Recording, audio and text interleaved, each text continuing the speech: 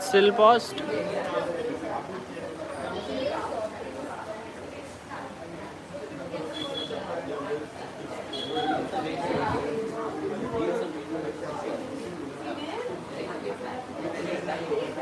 Huh?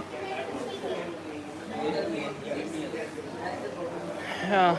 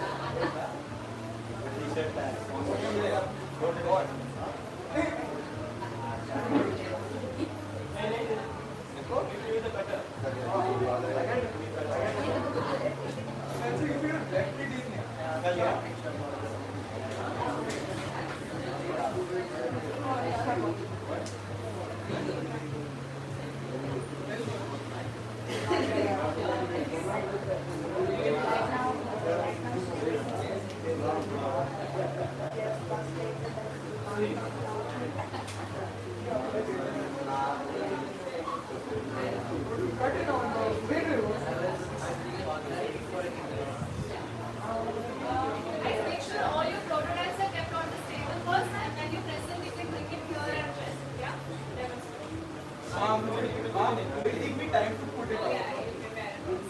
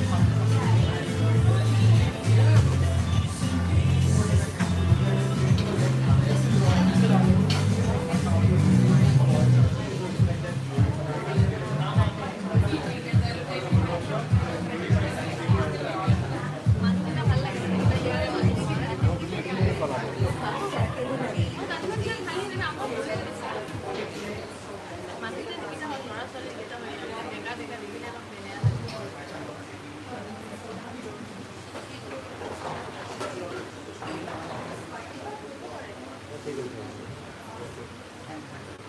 right, welcome everyone. Welcome to day zero of this week. Is anyone confused? Day zero. How many people confused that it's day zero? You're confused? Okay. Yeah, you can honest raise of hands. How many people are confused? You think that we're going to restart again? What's going on? We don't mind. You don't mind? Who doesn't mind? I don't mind. Keep them for another week. Another week in Goa. Can't pass on so much happiness to parents altogether. 1 week is all that we can do. But we call it day zero because we feel like this is a starting of a journey that they've just embarked, all of them. It's been a week of really a lot of making, a lot of learning, a lot of fun. We've had some incredible time with all the students who come from almost 10 cities this time. So it's quite a mixed bag, but it's amazing. The whole group has been fantastic. So big round of applause for all of them. We've been pretty much here just facilitating, I would say, literally. Instead of doing anything for them, we just said it's going to be fine, it's going to be okay, just, keep doing what you're doing. So that's all has been our role. I think most of them have been able to do what they've been able to do is only because of what they've learned and how they've pushed themselves. So it's been really exciting to see that journey kind of unfold. We've had many such opportunities in the last 12 years to see some of these journeys, but it's always amazing to, kind of have that restart again and see a whole new batch and come together with them. So before we start, I'm going to pass on some stuff to all of you, because we're going to do some making, because we're making Asylum, not only them, but you all should also, make something before you go. So I'm going to pass on some stuff. Dakshata over there is going to, do you need to call their names or something? Or just give it up? So all the talents, you guys can help your parents if they're here. If they're not here, then you can do it for yourself, alright? The badges.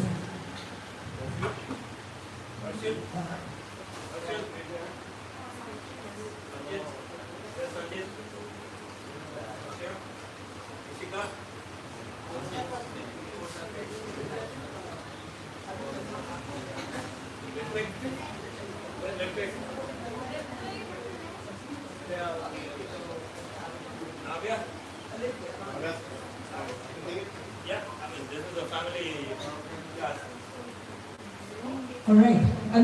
You can also take the mic.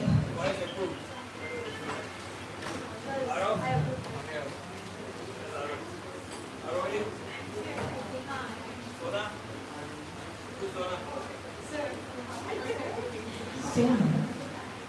I don't think there's anyone called Sona. Who made a badge that says Sona? Somebody made a badge? Sarika. I think it's Sarika. Arohi? I think it's done now. Without a T? Without a T. Without a T. Keshav? That's Keshav. Yeah. Farhan? Farhan is right there. AJ the Lord. Wow. AJ the Lord. Oh, there are specific names that were requested, is it?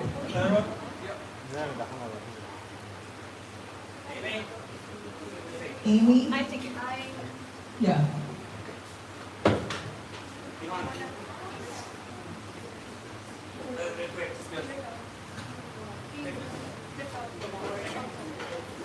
Aditya, Arohi. Arohi? Arohi. Yeah. Sona is Sarika. Sarika. Your badge. The badge. Where's Aditya?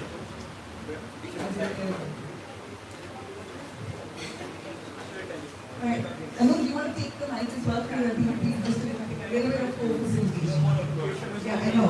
But still. Okay, cool. So everybody's got a couple of things with them right now, right? Do you have an acrylic badge of sorts? Can you see it? If you have parents, you have to help them make it. Okay.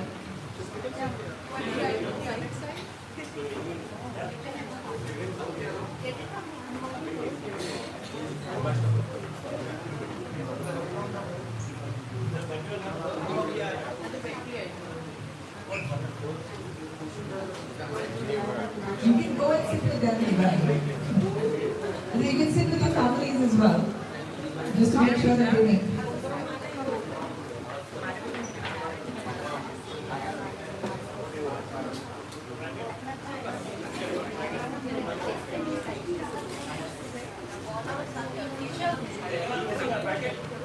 Anyone's missing a packet? Anyone missing a packet of cards? Alright, start dealing. Okay, shall we settle in, everyone?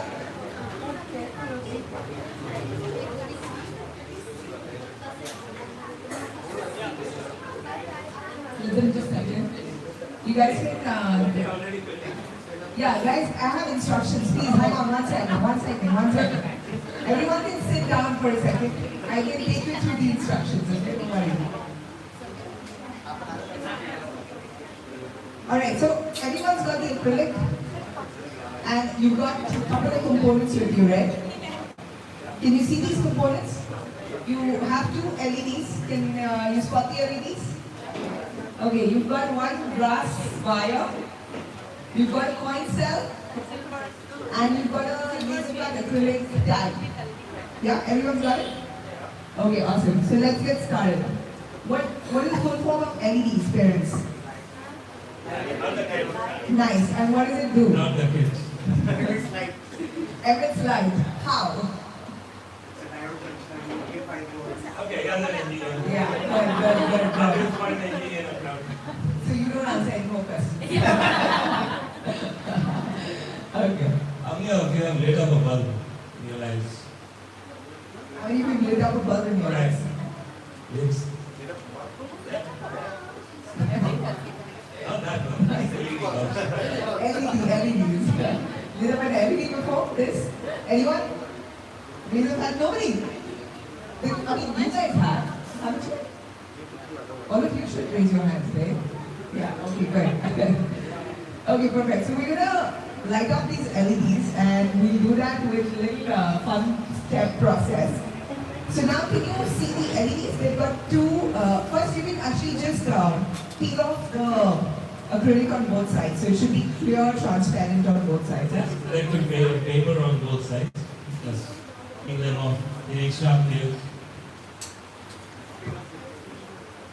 And a bit of patience. Yeah, just peel off the brown, yeah, just like what Aruni has done already. It should look like something like this, okay? Clear. Yeah, everyone can see this? Yeah. And if you've done, you can help somebody on your right or left. Okay?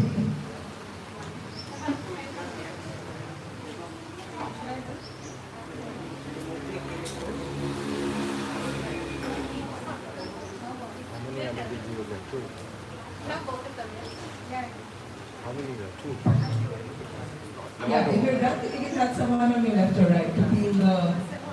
Everyone's peeled here? Almost? Happening.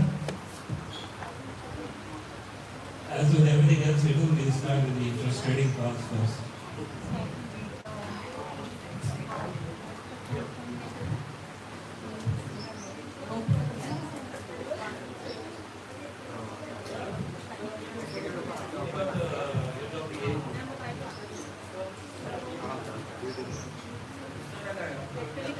You can keep on your name if you want, otherwise maybe accept it.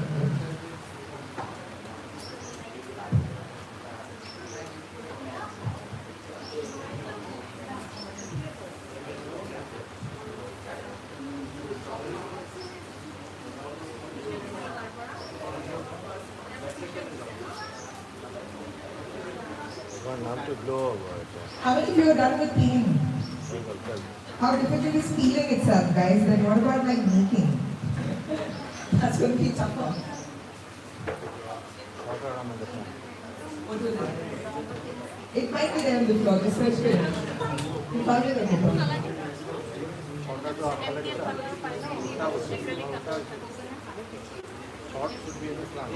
Okay, awesome. So, do we have most people who peel stuff? Peel, raise your hands? No, not yet. Arun, you want to help them over there to peel it? Why don't you go and help? Whoever's done, ask the neighbor. Yeah, whoever's done, please help your neighbors. This is the most frustrating part. That's collaboration. Working as a team.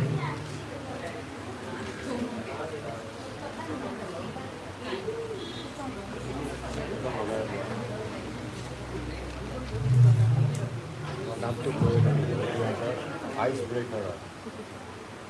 Can we jump on the next step? Should we? Yes? No? Okay. So you guys can see the LEDs, right? The two of them. Do you see, is there something different about the, I mean, what do you notice about the LEDs? Two pins, yeah. One longer, one is shorter. Right? Yeah, that's fine. You don't have to look at this. Oh, okay. We have instructions. Oh, back. Cheating. Okay. So what is happening in the LEDs? There are two nodes, right? One is the long one is the short one. Why is it dark? Yeah. So which one's positive? So one is positive and one is negative. So which one's positive, which one's negative? Is that right, Anu? No, at first it took fast.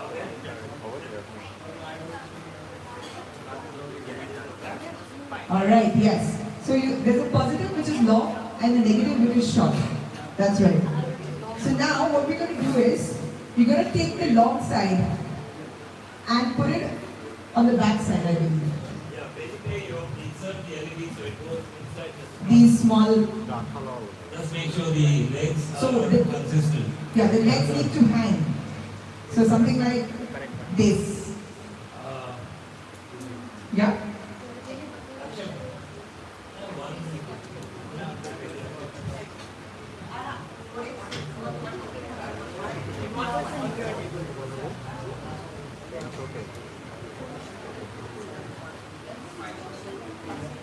So for those who have figured it out, please help your person next to you.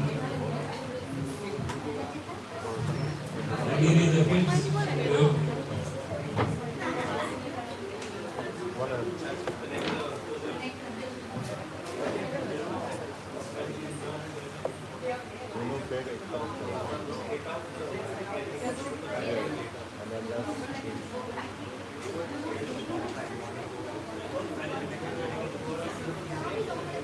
But they do not speak loud. I never taped this day, question mark. They video na muna. Kano ba po? Diba mo ta post ko na.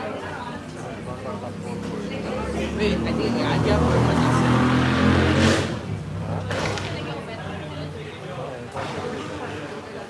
Tape lang alam. Amak, lagi ko lang siya.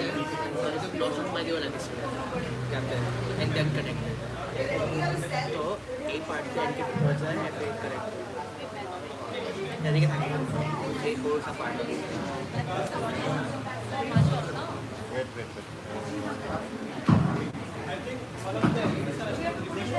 So how many of you achieved this step so far? Everyone raise your hands who's done this? Okay? Okay, if you're done with this, let's go next, okay? Yeah, put ID mobile. You want to put the long lead, Put ID mobile. the long one, in a little notch that's here. It's a very tiny notch,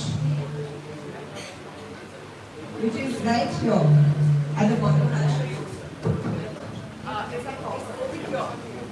It's a very tiny little notch, kind of. Okay, so you've got to wrap it around that. So you can wrap it around that notch, both the long leads. See the notch, there's a small notch.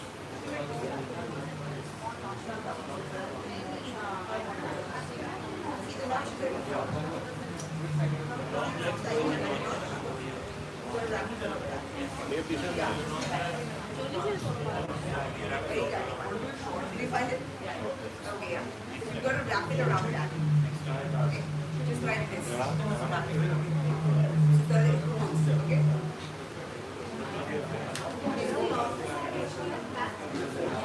Doesn't matter. Off count. क्योंकि Sida city simple small command line. Were you able to wrap it around in a tiny notch? Very tiny, something like this. This one. at আমার নশম একটু নশ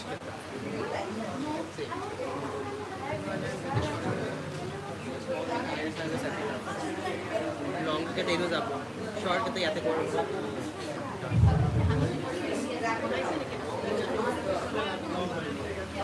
Were you guys able to do this step, the notch step? It should look something like, is anyone done it? Can I show it? Oh yeah, there. Show it? Oh no, this is not the notch. The tiny one. This one. एक है long ডাল ঘোরাবো লাগে short ডাল short तो that's not The long lead needs to go into that notch. Can you show it? No, that's the hole. Instructions, guys. Hole and notch are two different things. These are the notch here. Yeah, this is perfect. Okay, you got it. Can you see this?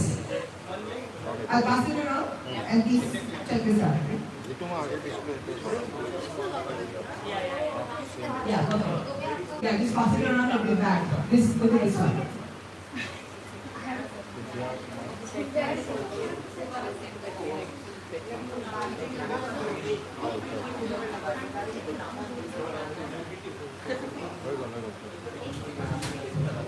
Same to পিসার লাগাবো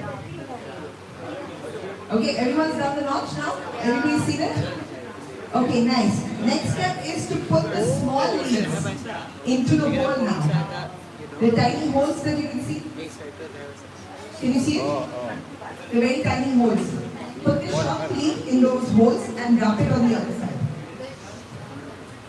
Like this. That's for later. We'll tell you what's this. You don't have the brass yet. Okay, I'll give you the brass.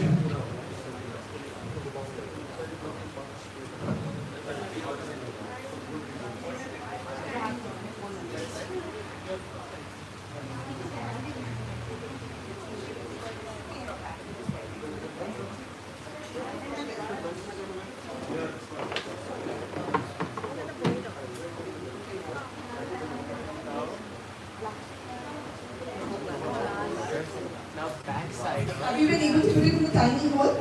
Everyone? The very tiny hole, okay? And then just fold it at the back. Alright. Then you can see the brass wires, right? Everyone? You want to put the brass wires through the same tiny hole, like a U shape. I know you want to describe the step a little bit as to how to make that happen.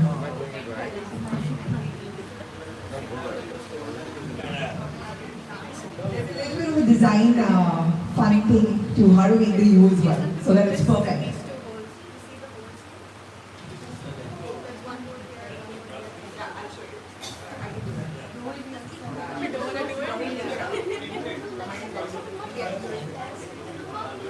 Can you give us the brass wire? Oh, sorry. Okay, everyone. Brass wire is the final technique of taking this about and it basically goes in these two hole ways, negative or short ways. And in order to make that bend, if you notice on the side of your back, you have two little nozzles. So that's the gauge, that's the length you want to bend it at. Right? So you put the brass wire like so, and turn it at right angle. And then along the second notch, another right angle. So you put C shape or a U shape. video paisa and Put it on the right. Two holes, and then twist the legs of the LED with the brass wire. So it makes a nice connection and brass wire play it flat. ঘোরাবো লাগে You can, did everyone get that? Did you make, do you know how to into the do? hole So can you see the U of the brass? Can you make the two notches on the side? Okay? नहीं different you can pass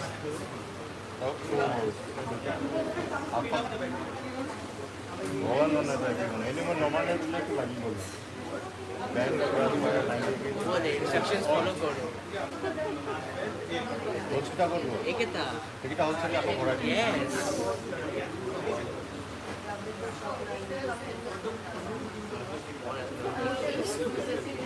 আরে ইমান light তো জ্বলিব লাগে আইকা ओ ये तो battery थोड़ा ना इतना जैसा আরে ব্যাটারি কেন উপরে তো না শর্ট হয়ে যাবো ও উপরে স্টল তো যদি লগাই তো ব্যাটারি তো শর্ট হয়ে যাবে wait अगर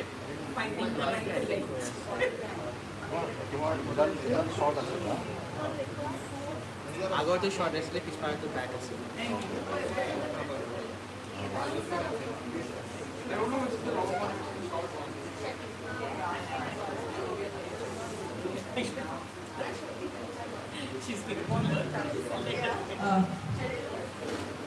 Doctor, do you have extra brass wires? नहीं तो Yeah, can we get some?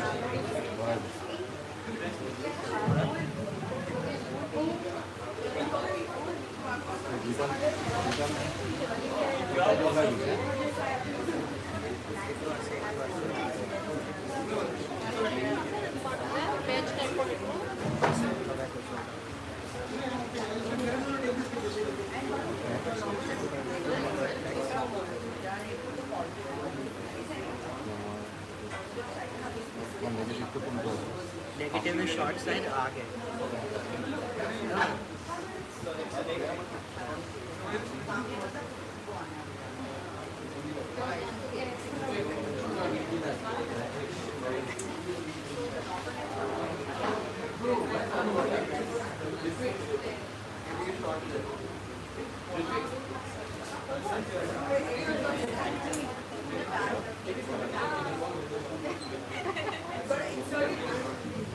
You got to insert it into those small holes, huh? That's fine, right? You've done it.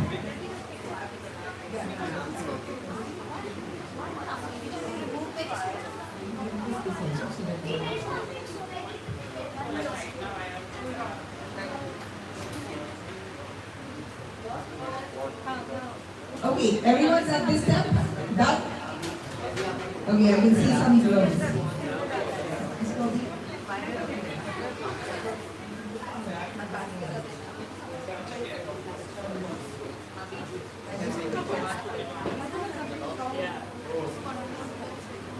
Nice. I can see some glows. And then the final thing is to put your batteries in the center. Can you see the hole?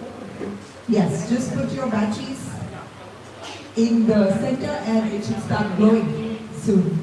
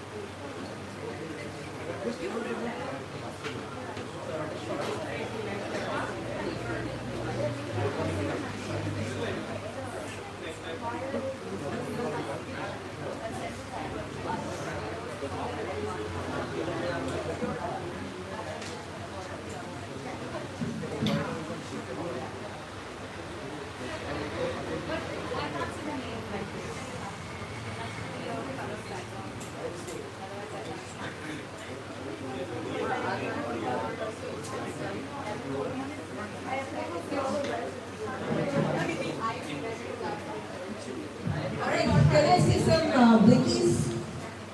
Can I see some blinkies? Show the blinkies. Alright, everyone, nice.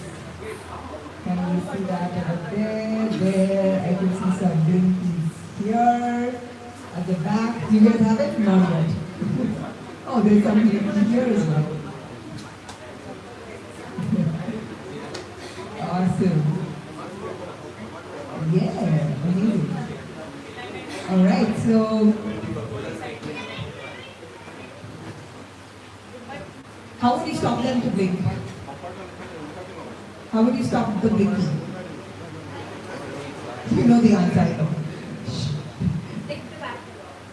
That's the easiest, for sure. That's the hard way actually. What is the better way to do it? Is any better way to do it? Take the back off. Take the bulb off. That's even worse. How will you stop it? Just move the grass.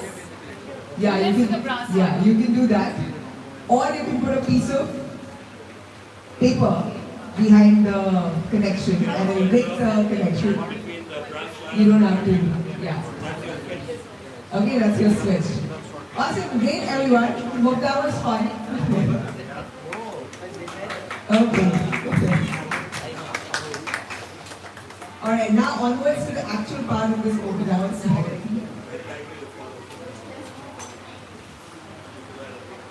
Alright, welcome to our space again in Goa. We're, by the way, I don't know if all of you know this, but we're inside a 101-year-old home.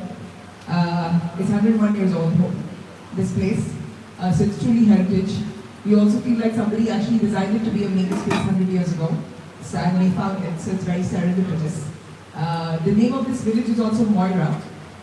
It's a woodworkers village. And we started Makers Asylum with woodworking. And Moira also means destiny in Greek. So it has all come together in our minds at least. Or that's what we say.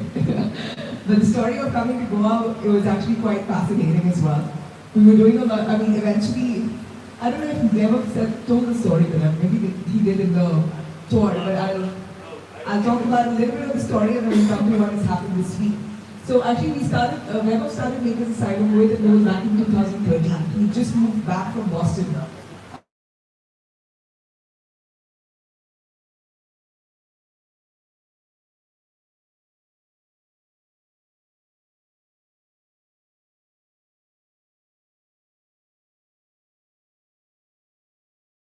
He fell on his head. He said, well, this is not good, let's fix it. So he just asked around, is there anyone who's willing to help me fix things? A couple of folks turned up, they fixed the ceiling. They said, let's make some tables, and that's how we started. And he was, he was working with a startup in the US at the Media Labs at MIT, and they were working on this eye diagnostic device at that time. This is 2013, by the way. I think the day we started, we were about 50 square feet big. Yeah, and I remember actually meeting a Roland Weber in that setting, and they were kind of like on some table and inside some 3D printer, kind of opening stuff up.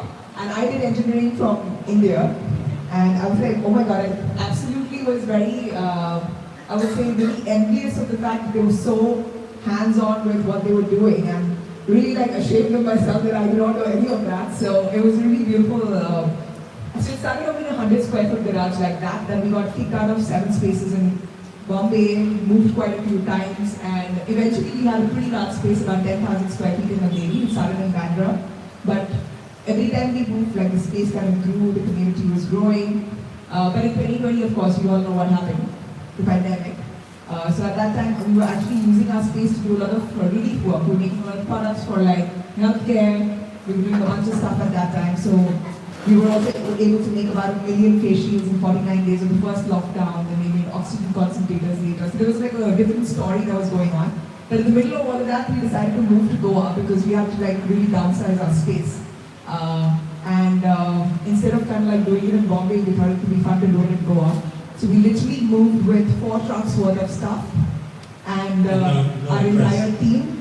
And we had no location in Goa to go because at that time there was a 15-day quarantine rule in the middle of the pandemic, right? You had to like stay 15 days in each location or whatever. We did not have time for that. We were spending a lot of money on our rent. So we were like, okay, let's just move. So we did not have a space. One of our friends, she runs a furniture studio. She gave us her factory to kind of like dump all our 4 trucks worth of material. We found some Airbnbs. And 6 months down the line, we found this house which was pretty dilapidated. Yeah, it was an old aged people's house. Yeah, it was an old age home back in the day, so it was pretty dilapidated. Nobody was living in it. I remember Bebam's dad was with me and him when we were looking at this place, and he was like, "Are you guys like out of your mind? Like, what's going on? Like, what are you seeing that I'm not seeing?" But I think it's been beautiful to have this space for the last 5 years, and we've been since then in Goa. And most of our stuff is happening from here. So welcome to this space. That's a little bit of the backstory. But let's take a look at what's happened. We fixed that. We have a before COVID and an after COVID story. So before in COVID, mainly because the makerspace needs people to come and work here and use the tools, which wasn't happening in COVID. That's when the seed of the idea for innovation school started. That just with the same stuff, but now remotely, and see how we can teach kids what we are so passionate about. So that is how the whole innovation school sort of started. We were doing a lot of it while we were in Mumbai. But that was a bit disjointed. We did a few programs in association with the French government. We did a lot of SDG related programs and stuff. But I think the cohesiveness came during and after COVID, and we said we have to survive. What's a good way to do this while still pursuing our passion? Because neither me nor Gago wanted to shut this down. And the question of shutting it down came every time we moved. Like all the 7 times, we didn't have an address to move to the next day. And we would be like, okay, let's put our thinking caps on and figure out how this was. Yeah, we refused. I think that stubbornness is what has led us here. Once you cross 6-7 years, the startup is kind of stable enough, so we've crossed that point, which is good. Yeah, well, Innovation School is definitely a sort of outcome of this reimagined world for us. You've seen that it's a hybrid program. Like before COVID, we never imagined that that would be the case.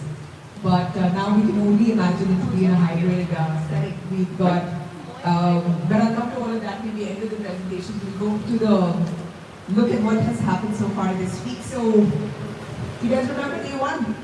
We got to know each other, they met everyone, we were here in the space. Some nervous, some excited energy, or if you met each other, your team members for the first time maybe, on that day. And then we also discovered a lot of new skills. The wood shop, how many of you like woodworking now? Most of you like woodworking. Which one? Like which tools? How many of you like hand tools? I like that. What about the power tools? Everybody likes the power tools, of course. Nice. So there were a lot of different skills. Like apart from the skills that you learned online, they also did a lot of advanced skills over here, which would each lab and kind of testing that out. Played with a lot of machines. Which was your favorite? Anyone has favorite machines?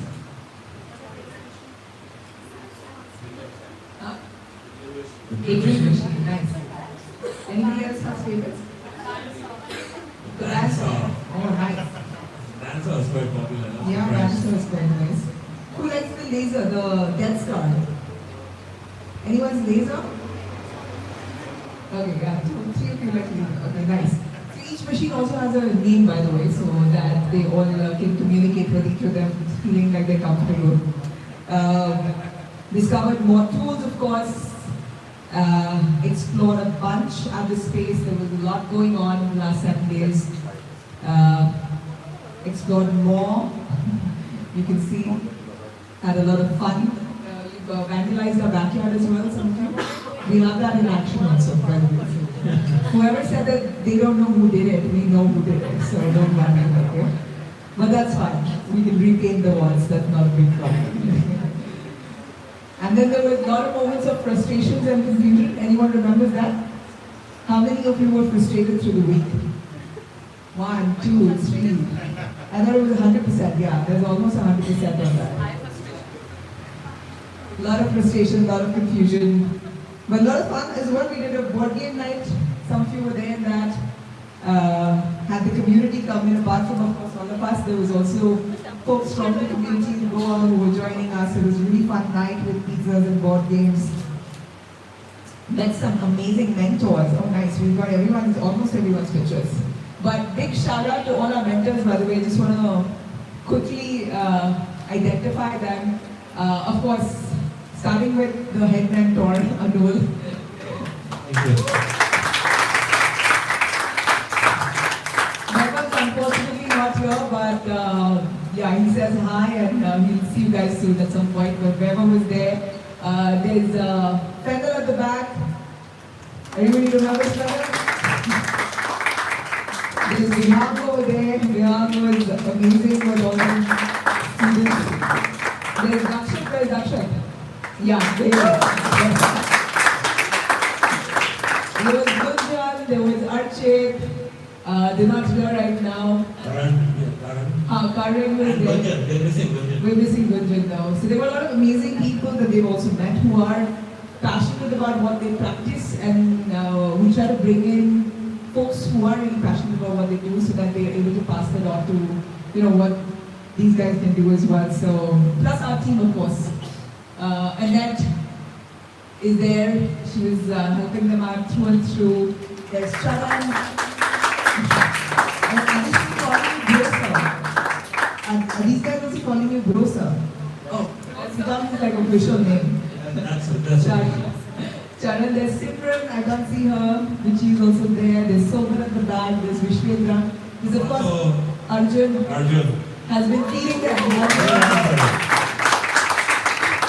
Veem at the back. Savi's been driving them up and down every day, the ones who are living with us.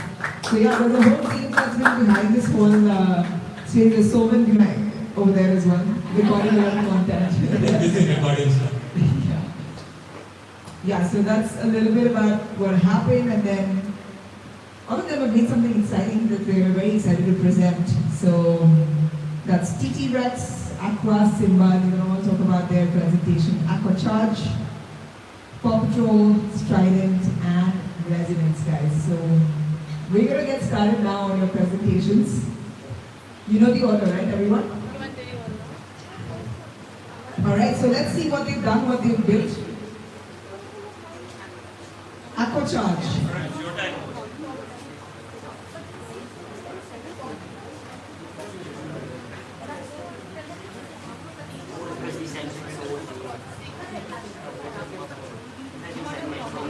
I'm going to present it.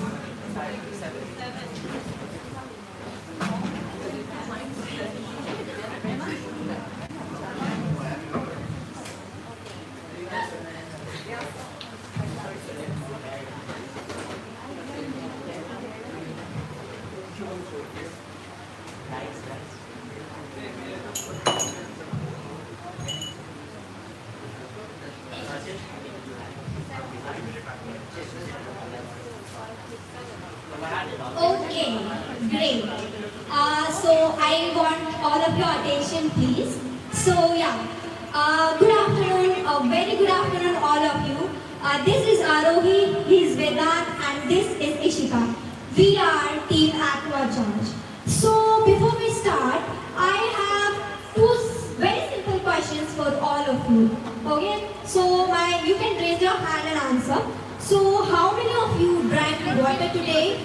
You can raise your hand. Oh, a huge number. It means all of you drank water today. Okay? And yeah, the second is, how many of you checked if the water was safe for you? Oh, no one? Okay, so yeah, that's the problem we figured out. We all trust that the water in our glass is clean, but is it? Yes. But here's the water can look crystal clear like in our glass, but it has bacteria, heavy metals, and microplastics also. Are we aware of that? Yes, we are not. And also, according to World Health Organization, contaminated water contains 485,000 deaths over 1 year only. That's like losing an entire stadium with full of people every year, and just because of unsafe water. All of you may wonder, why only us? We also encountered the same water problems, but rather than just complaining, we thought, why not we take an action and build a smarter water tester. So yeah, we took a step and designed a water tester which just tested the water quality so that we can have a purified water with us. And yeah.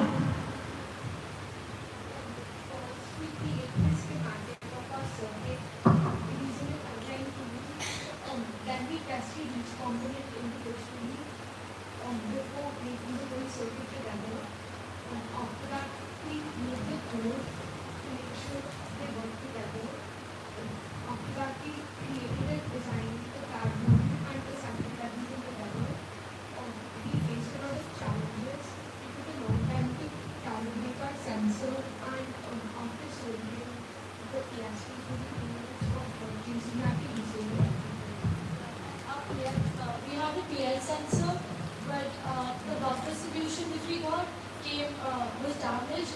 Water got into it because of rains and it was leaking. So we, despite us using lemon, coffee, soda to try and calibrate our sensors, we couldn't fully calibrate it. It was giving us the value for neutral and for acidic, but we couldn't do it for alkaline.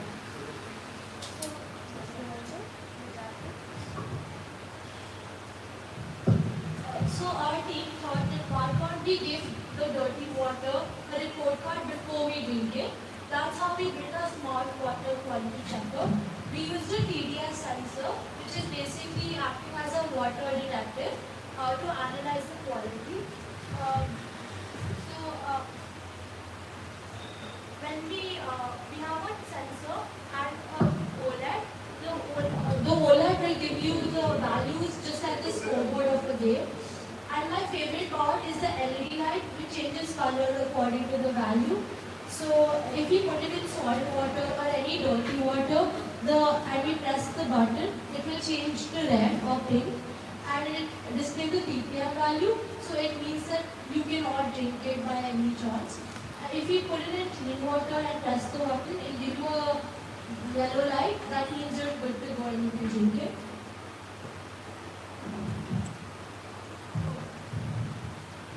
Imagine families across cities and villages using this purifier, fewer kids missing school because of stomach infections, and parents saving money on hospital bills. People actually being aware of what they're drinking. Basically, every glass of water becomes a glass of confidence.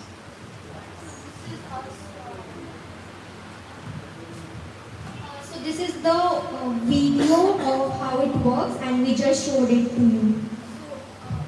So that's our sensor, and we put it in water. And this was the initial model of our. It was all messy. So when we put it in water, the LED, which is somewhere in this LED, it was changing color, and that is our final prototype. We faced a lot of challenges, but here's our ready prototype, and yeah. So to end, all it takes is a few components, and suddenly your water can talk to you about what it has. And whether it's your home, your school, or your college, our device makes checking water as easy as checking your phone or Instagram. So we're starting small, but every change starts. That's with okay. you.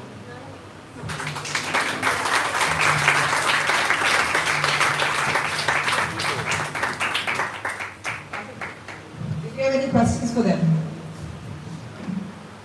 you want to just hold it maybe over here in the corner and show it once again, what's happening, just in case nobody saw it. So it's a personal water quality monitor in a way that lets you know whether the water that you're drinking is good or bad.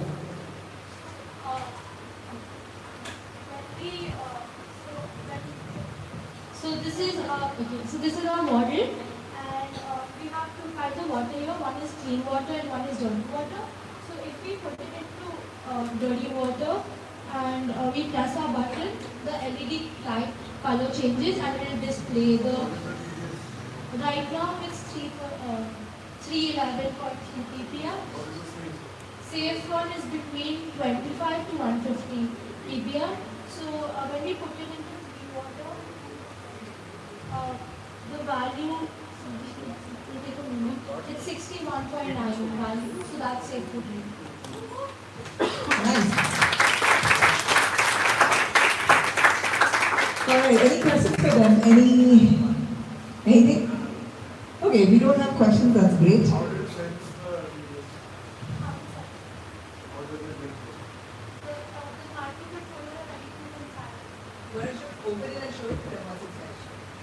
How about bacteria? So this is only measuring the solids. So if the bacteria is dissolved in a certain measure, we have the pH sensor to measure if so generally there's bacteria, its excretion makes it water acidic. So we were using our pH sensor to do, but that wasn't working. So we only went ahead and How do you get to do that? we coded it individually. We coded individual components first and then combine.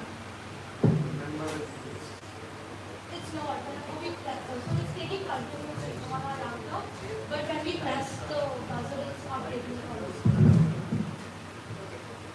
Thank you for that rapid fire question. All right. Next up, we've got Team Resonance. Showtime guys.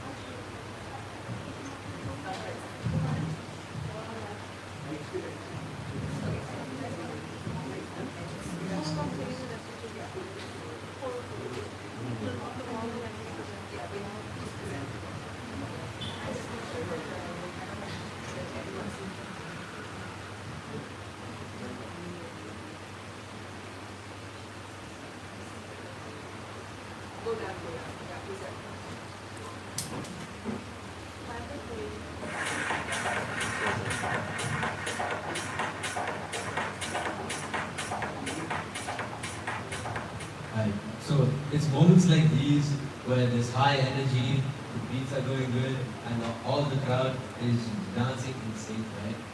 But imagine standing in the crowd, not being able to listen to what the music is. So, music is often called the universal language, but over 430 million people aren't able to listen to it and have disabling hearing loss. That language isn't truly universal. So that's when we realized that music isn't just about sound, it's about the feeling. And that's when we saw an opportunity to make a difference. And that's when our goal was clear. We needed to make it so that music wasn't just heard, it could be felt by people. We wanted to make it a multi-sensory experience. And that's why we made the Resonance Band. So the Resonance Band is a wristband that converts music, sound waves, into vibrations of medium, low and high frequencies. It allows people to experience music in a completely different way through vibrations on their wrists. And this allows people not only with hearing disabilities to feel more included in musical settings, but it also allows people such as musical enthusiasts to experience music in a new way.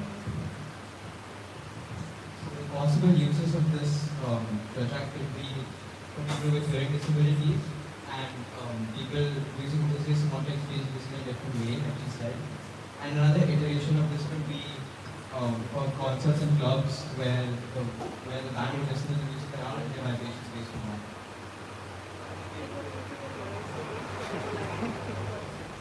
So first we started by deciding the material we were going to use for this. Then we made a circuit diagram online, the last picture over there. After that, our first working prototype was on a breadboard, and it was very messy, obviously. So then we had to solder everything onto a PCB, the second picture over there, and that made it much cleaner. And then we made a case for our brand, a 3D model of it, and the final product looked like this on the inside. Yeah, so now coming to the software side of it, our band has 3 modes.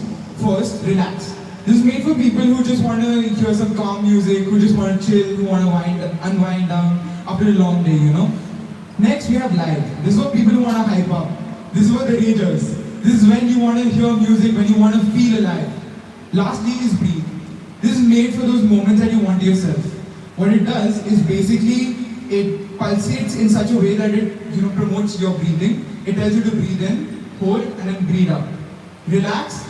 It has chiller beats and lower frequency, and live has higher intensity of beats and higher frequency. So, as you can see, these are the multiple prototypes that we had. Initially, the one that you can see there, that's our first prototype. We used something called a shower board. Now, this board is a tiny board and it allowed us to make our design compact we realized that nothing's working with it. So, what's the problem? We dissected it. We took the entire thing apart. We ran multiple programs, we ran multiple components separately to figure out what is the problem. Finally, we found out that the thing that we so deeply cherished, our shower board, it was not working. Therefore, we had to switch to this, which is the ESP32 dev kit. This is a larger board and definitely took more space, which led to our casing becoming bigger. So as you can see, it wasn't just, oh my god, I made a circuit today, I put in the code and it works. It was a constant journey of struggle and resilience that taught us not just electronics and PCB, but rather life skills. So yeah, I think that's it from Octave. As you can see, this is our design. If you guys want to try it out, you can. And yeah, this one added benefit, it makes you look like Iron Man. Thank you so much.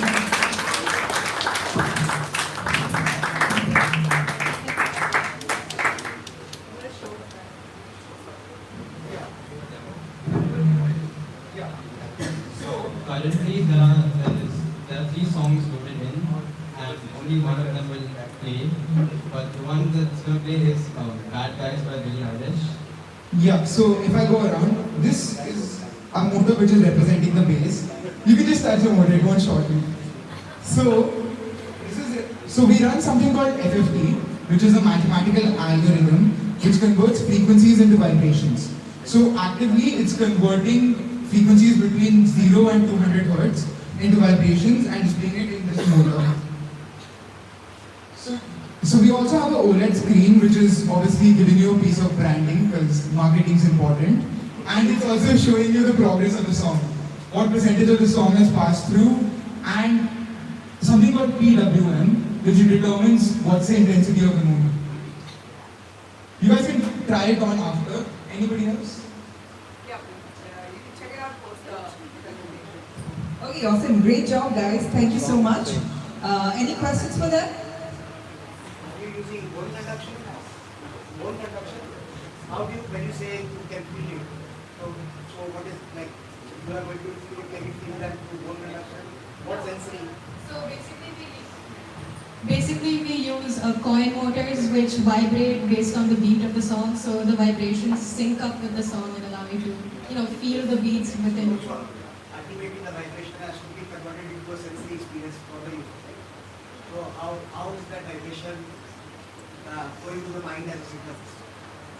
It's something you feel, something you feel. I can tell you why I'm asking this right now. So it's through touch. There is a company called Sony Lab, who made an headphones with subwoofer built, and they did the bone conduction. So there are some movers inside the headphone that they are the same thing they what you are saying. Probably you can look at that as a Right, so this was just a prototype that we looked at, and ideally we wanted to become a very compact and slim band. So the goal with this project for us at least was to test out the algorithm and see if it was even possible. Yeah, so bone conduction is definitely an interesting step that we can take with our second or third prototype, and it's definitely something that we would be willing to explore. So I mean, just being a prototype, the haptic motors they use are the same for the 3 frequency bands. Ideally, you want different actuators for different frequency bands. You want a smaller, sharper one for liquid, for the lower high frequency, and you want a bigger one for the bass part. But they know that it's just a question of putting that in action and stuff like that. So yeah, the band has 3 main motors, and we have one motor for low, one for medium, and one for high. So each motor produces a vibration for a different intensity and a different beat. Also, as of now, they've divided the music into 3 bands. But the more bands they introduce, the more fidelity they get. So that's another upgrade they get easily do. Right, and I can tell you, Sony Lab also started like the way you started. So they were also engineering students building something in their lab, and ultimately now it's a big startup, selling good volume. Right, and just to add on to this, we use this motor driver called the DRV2605L. So it is super unique because it's only made for haptic effects, and it has this library of approximately 130 effects which are unique for haptics. So it gives you greater control. A challenge that we faced was that finding documentation for this particular motor driver. If you Google it, you'll find maybe 2-3 papers or something like that, but you won't find any proper documentation. So till about day 2 or day 3, we didn't even know how the motor driver worked. So we had to do a lot of experimenting, and yeah, I think that's It was as simple as connecting one more pin and we missed it. So for 12 hours we didn't know how it worked. We got it at 2 a.m. at night.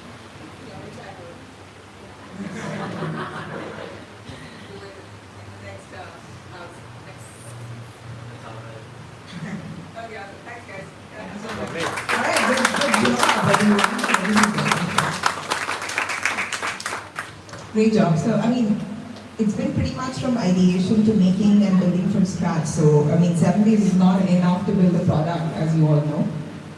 But it is almost there, so which is fantastic. Next up, we've got Powered Up. Powered Up. How do you pronounce it? Powered Up. Okay. All right. So the way that you want to do this is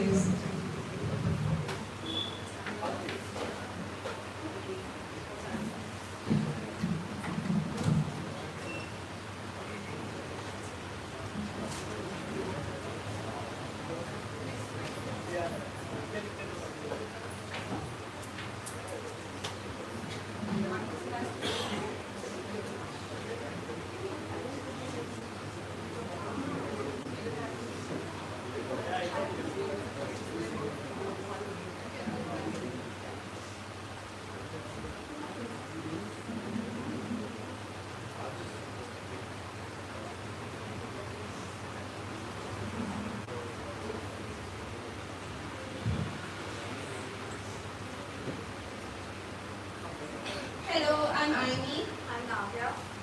I'm Sarika. And we are team Forward Up. That's our project idea. Okay. So we're basically trying to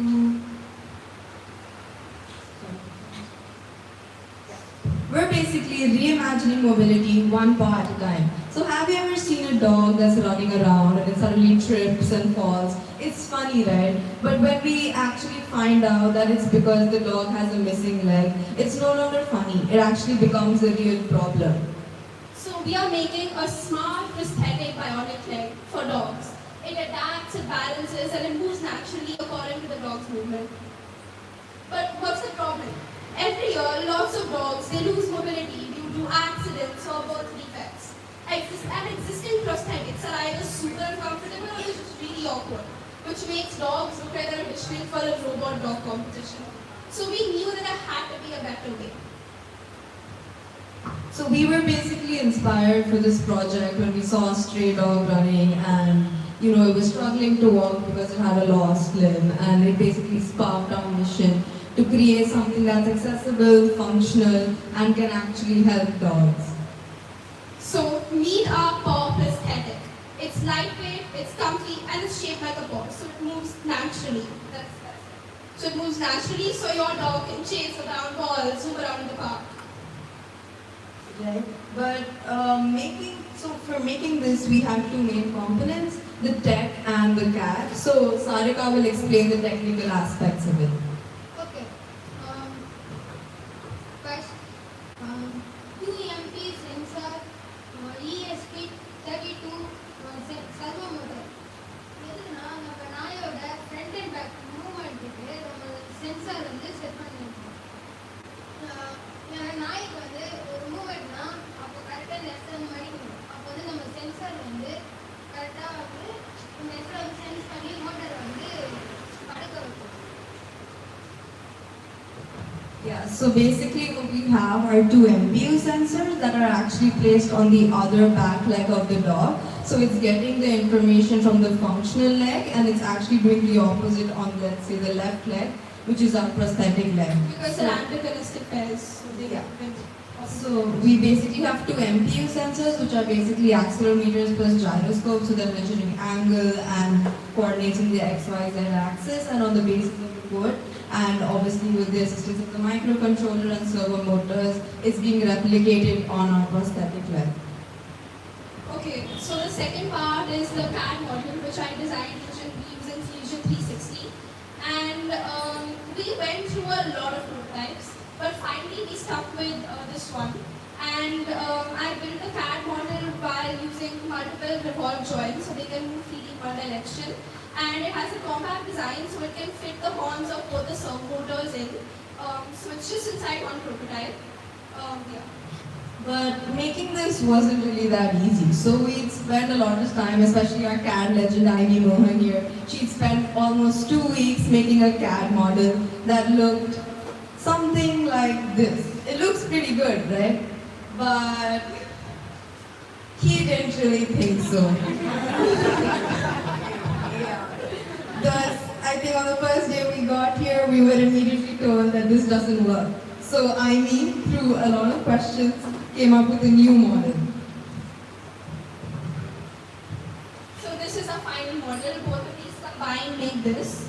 And after countless questions and annoyance, we finally got our model to work. And this is functional and it works naturally. Yeah, that really wasn't the end of our struggles. Me and Sarika worked a lot on the electronics, and one day the code works, the next it doesn't. We did everything. A lot of our work was actually completed yesterday. So it's been a very fun journey, but also very hectic. And we have our final product right here called Forward Up. So let's just conduct a demonstration now.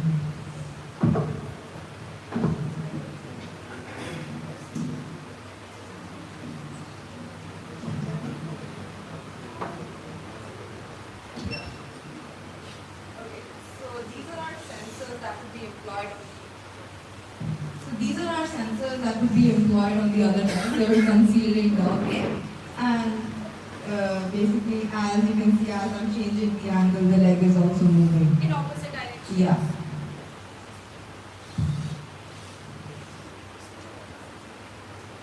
Thank you.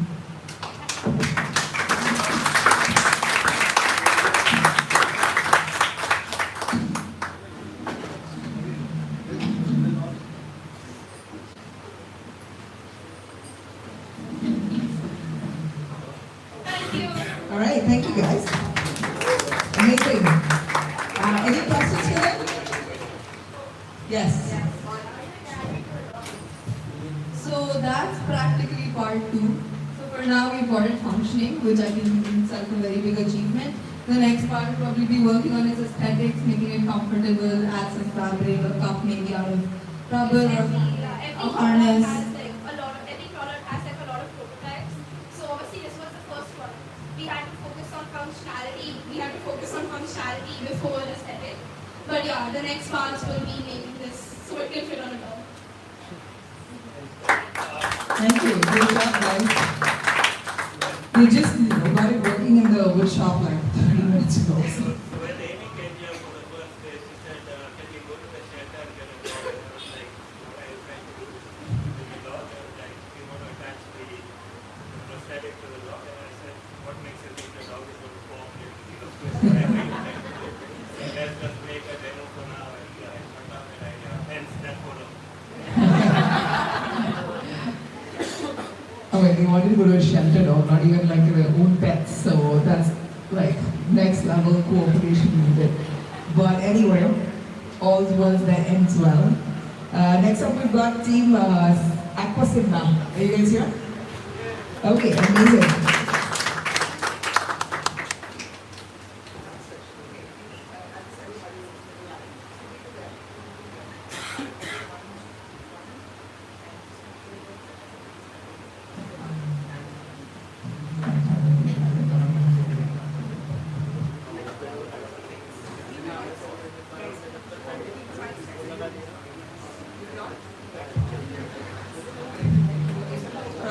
Next thing.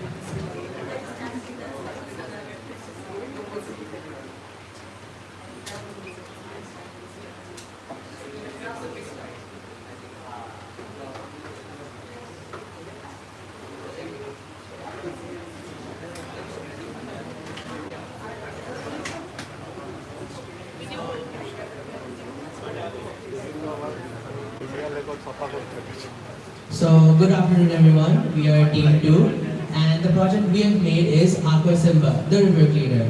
But first we'll just introduce ourselves. My name is Harshal. I'm Vihar. My name is Farhan. And And my name is Salman. So before we talk about our project, first let's look at how we got the inspiration and what is the problem actually. Farhan? So basically ये idea मुझे जब आया था कि जो मेरा school है pier academy, हम स्कूल के सारे बच्चे बीच पर गए थे घूमने, तो हमने वहाँ पर देखा कि जो बीच है पूरा सेम नहीं दिख रहा है, वहाँ पर पूरा कचरा दिख रहा है और वहाँ पर बहुत लोग थे जो उसको साफ करने की कोशिश कर रहे थे, बट जो हमारा ओशन का वहाँ से और भी कचरा आया जा रहा था। रोज़ यही रिसाइकल हो रहा है, बार बार कचरे बना रहे हैं और वहाँ से कचरा आया जा रहा है। तो उसके लिए मैंने कुछ सोचा कि मैं इसको क्लीन करने के लिए कुछ बना सकता हूँ। तो बेसिकली मैंने एक रिवर क्लीनर टाइप का एक कार बनाया जो हमें ओशन में इसको डालेंगे, जो भी कचरा रहेगा इसको बेड को मूव करके हम कचरे को ले सकते हैं और उसके अंदर जो प्लास्टिक या फिर वेस्ट क्लॉथ्स होंगे उसे यूज करके हम कोई और प्रोडक्ट बना सकते हैं। तो बेसिकली ये आइडिया मुझे एक कचरे पर देख कर आया था, क्योंकि हमारे इधर बहुत कचरा है और हम रोड पर भी चलते हैं तो वहाँ पर गटर खुली रहती है और पूरा गंदगी रोड पर बहते रहते हैं। So I remember during the pre-residency we all made our paper prototypes and Farhan actually had the best design. And we were thinking that since we're coming to Goa, which has water, why not make a water cleaner in the first place? So I actually swim and I see that most pools are polluted. And when I thought about this, I thought it could even keep local pools clean as it does not require any labor and it's automatic. So now, we need to look into the problem a bit further. So we did some more research. So we all know the UN, United Nations, and the Sustainable Development Goals. And so basically the UN SDG, specifically SDG 14, which is clean water and sanitation. And the subcategory, which is 14.1, basically did an investigation and stated that 1.15 to 2.41 million tons of plastics are entering the ocean via rivers. But this also extends to the local context. So for Goa specifically, I did another research. There was an article from Times of India, and it was published around the beginning of this year. And it basically showed that researchers did in fact collect around 5,000 pieces of trash in the mangrove biomes. And what's so important about these mangrove biomes is that they're basically a keystone indicator of ecological health. So if you find trash there, that's a big issue. So basically we had to create a product that would actually pick these up and help clean our water sources. So some of the main problems are inaccessibility of trash. So around 23 million tons of plastic are deposited in water bodies, and most of these are discharged untreated, so they're just left floating around. So we wanted to design a machine that could, take up the trash easily, and especially in tiny water bodies, because big machines are costly and cannot fit in these water bodies. So we wanted to make an inexpensive project that could easily suck up trash there, and did not require manual labor. And another one is lack of sustained effort, because communities need to put in prolonged efforts to clean it using traditional means. And sometimes we find that it requires more than the initial cost, and people are reluctant to make these. So we wanted to make again something that's automated and can clean things without the need of volunteers and high costs. So our solution is Aquasimba. This is an automatic water cleaner. It uses a belt. We'll just demonstrate it for you.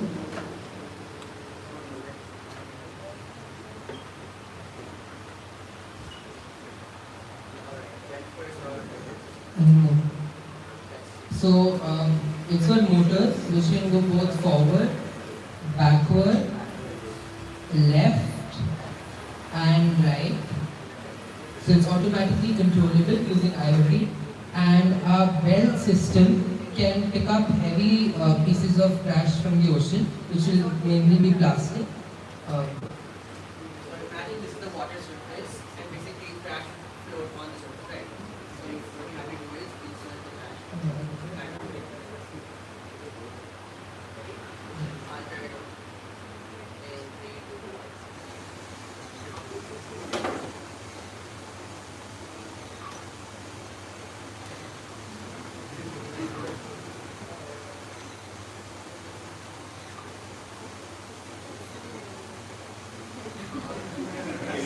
doesn't work.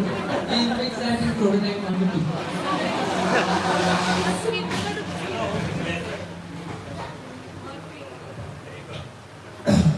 So I'll just explain the process in brief.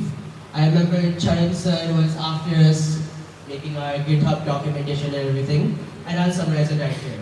So before you make anything, you first need to actually brainstorm your ideas, which we did during the pre-residency. We made various mind maps and whatnot, and we came with this idea. Next, if I'm right, during the day 1 or day 2, we finished our circuit diagrams.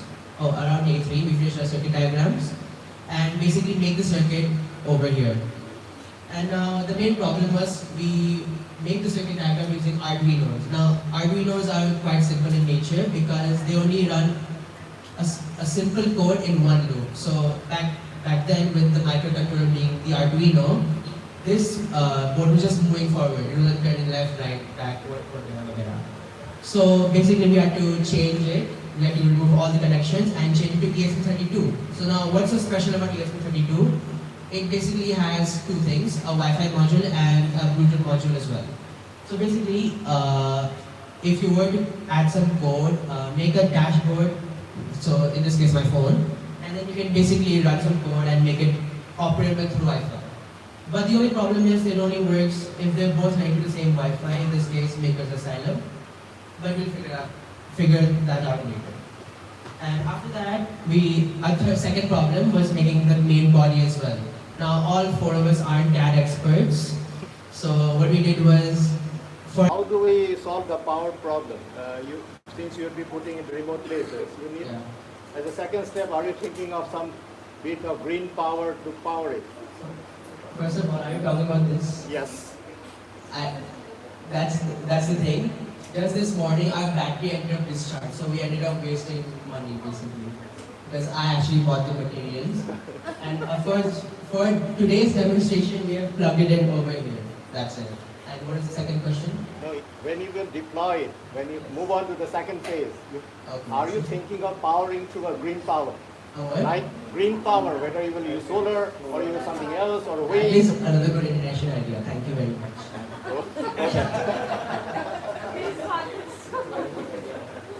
Okay, I think, great job guys, first of all. Thank you so much and thank you for the questions everyone. I think there are small battles to be won before the big one. So green power and stuff I think is going to be a couple times prototyping to kind of get to that point. So for this week, this is what we have. Okay, next up we've got...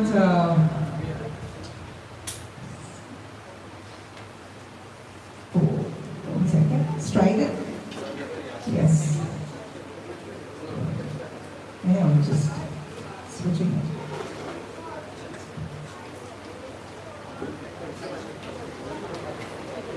This is my turn.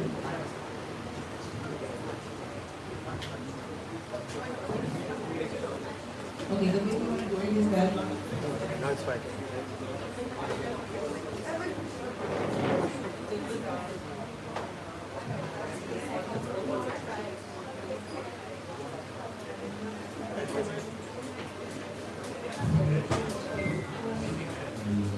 Yeah. So, you guys know what separates humans from machines? Evolution. That's right. Machines don't evolve. We do. Every time your foot hits the ground, striding learns. Every step, smarter. Every stride, stronger. This isn't just footwear. This is evolution. Apple has changed technology.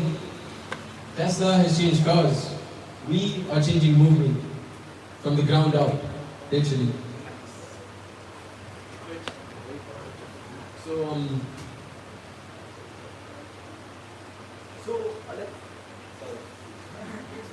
let's start with what we are making. We're making a shoe that can analyze your gait. Gait is essentially how we walk. Everyone has a certain walking style, and there are a lot of companies that also use walking style to detect who the person is. Because like a fingerprint, the way you walk is specific to you. What we're making is a shoe that can detect that. Now, what's the problem? The problem is that multiple people, especially athletes or people with disabilities, aren't able to maintain good gait or good foot posture. So correcting this is a tedious task, especially with going to a doctor, performing certain exercises, and even tracking on how you perform throughout months that you're in therapy. So with this product, you'll be able to measure, first of all, your progress, how you can improve, and we also give insights using AI. So your gait is extremely important because bad gait can cause muscle balances, chronic pain, and joint strain, which even though while you're young doesn't cause any problems, as time passes on, it could compound and make life harder. Now, what is the underlying technology behind this? So we have essentially 4 main parts to this project: the brains, the sensors, and the website. So let's start with the brains. The brains essentially controls the project. And we're using ESP32, like other teams have spoken on before. It uses Wi-Fi and Bluetooth modules to communicate with cloud and other servers, give information. Because you can't always have your shoes plugged in, right? Next, the load cells. Using the HX711 amplifier, we are measuring how much weight you're putting on 2 separate parts, the front and the back of the shoe, to get insights into the gait. The second sensor we're using is an accelerometer and gyroscope, which measures tilt and acceleration.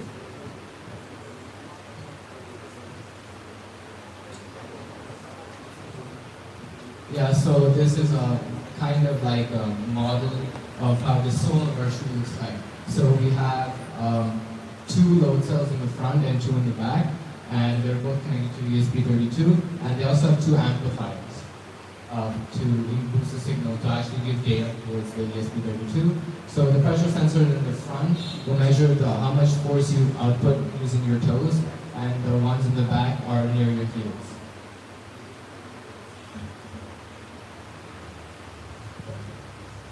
So, who benefits from sliding?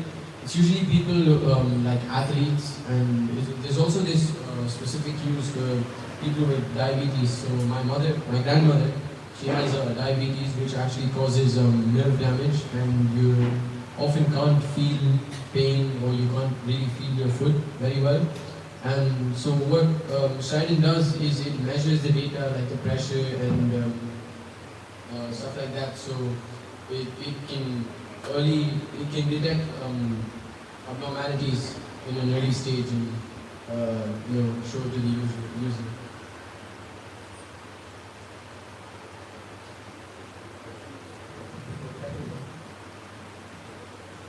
Yeah, so first we started off by modeling our sole, because that's one of the most important parts. So we worked on first 3D printing some of the holes for the load cells, as they need to stay in place while recording weight. So initially we planned on 3D printing the entire sole, but that took too long, and we decided to laser cut it. In the initial design also, we worked on the website and how the UI works. Now, I'm sure other teams have talked about this before, but the journey was very tiring. So this here is a photo of us at around 2 a.m. working on our load cells, because they refused to give us any data. And we had multiple nights like this, just sitting and thinking what could be the problem. And we sat, put our heads together, and the importance of the team, and as the importance of the team shows, we managed to solve the problem. That is where we started. We got each sensor, and finally we got it to work. And that's what allowed us to come here today. After that, as Aditya said, we laser cut instead of using 3D printing because of its speed and efficiency. Now, here are some models of what we made. Now, we started off very badly. Of course, you can see there's no way this is going to be a shoe, right? But we got better, we got stronger, and we oriented better. And we have this. This is a sensor of basically where we can place our components in the shoe. And this is what's there in our shoe. So now, a lot of you might be wondering where our product is, because every other team had their product over here. But for us, I'm wearing it right now, and I'm going to show you a quick demo.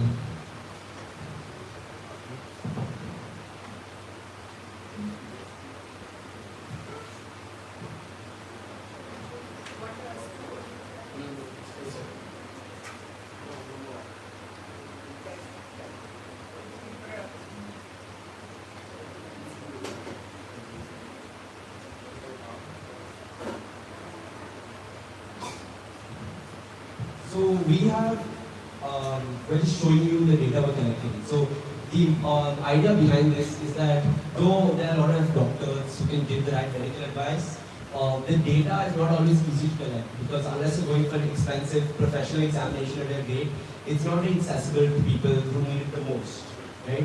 So our product gives out different values. So first, the load cells, as you said, they're positioned in a way to give two specific readings: how much weight is on the front and how much weight is on the back, right? And this tells you if you're putting too much weight in the front, too much weight in the back, and can help you correct it. Next is our gyroscope. Our gyroscope tells you how much you're tilting your foot. Are you walking with your toes outward or inward? Are you causing ankle problems in yourself? So we're collecting all this data to and using AI to compile and provide insights on a website. Obviously, this doesn't replace medical expertise, but it's definitely a step in the right direction. Yeah, and it also measures the velocity and distance which you've traveled.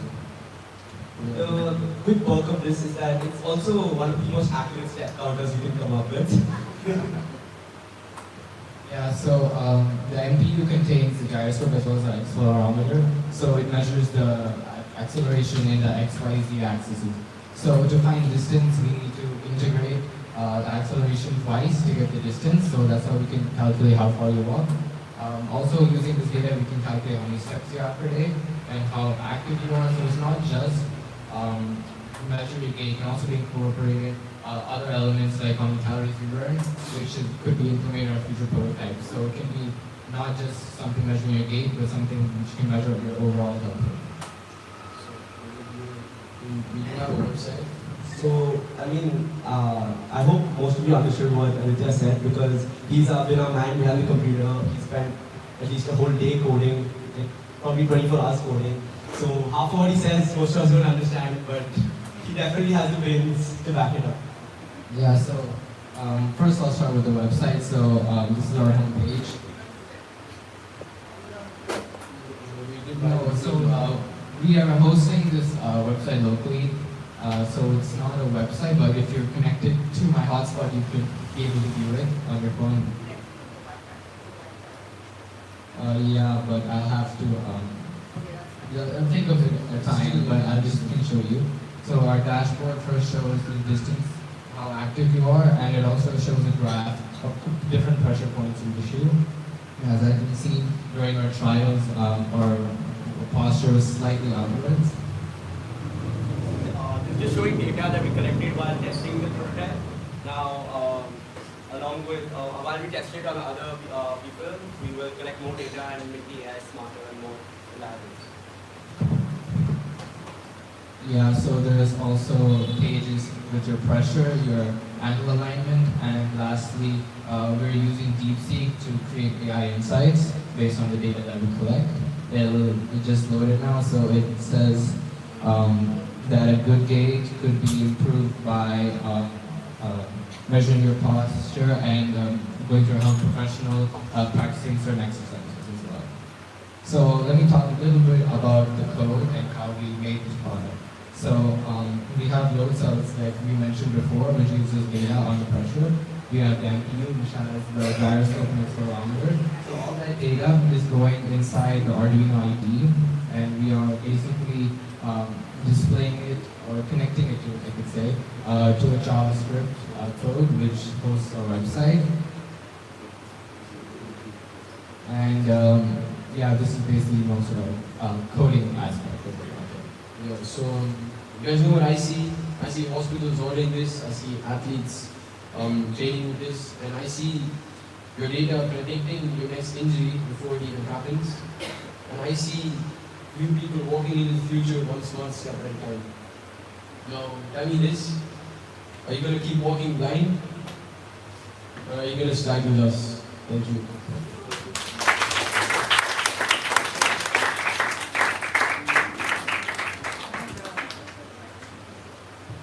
All right, thanks guys. Any questions for Stripe?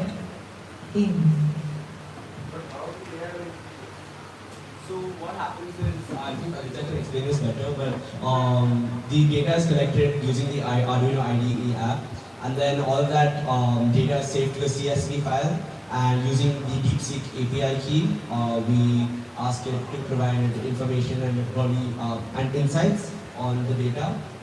So we're using raw data and then AI to talk to that raw data, and then we're putting on the website.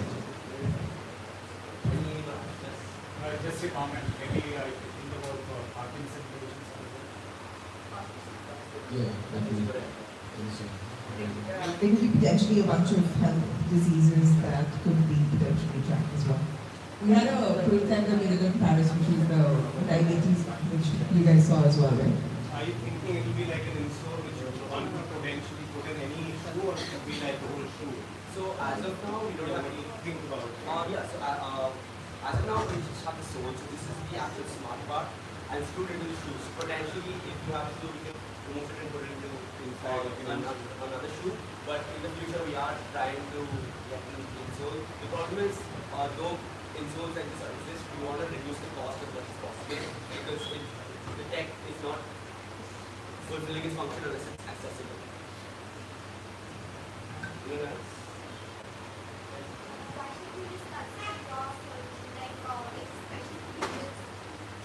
So compared to other solutions, our solution is much cheaper. If you look at existing solutions, though they have smaller footprint, they are much more expensive, and yeah. I think it's not a solution yet. First of all, to start with. But I guess it's a great start, guys. Good job. All right, thank you so much.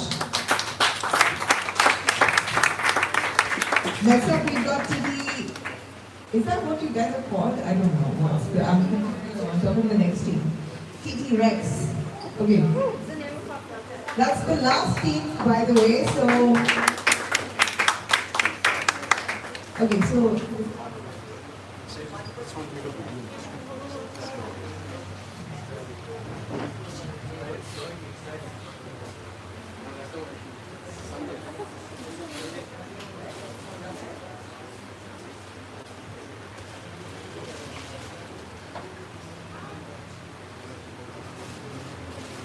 Okay, that's one mic over there, guys, for both of you. Okay? And one. Okay.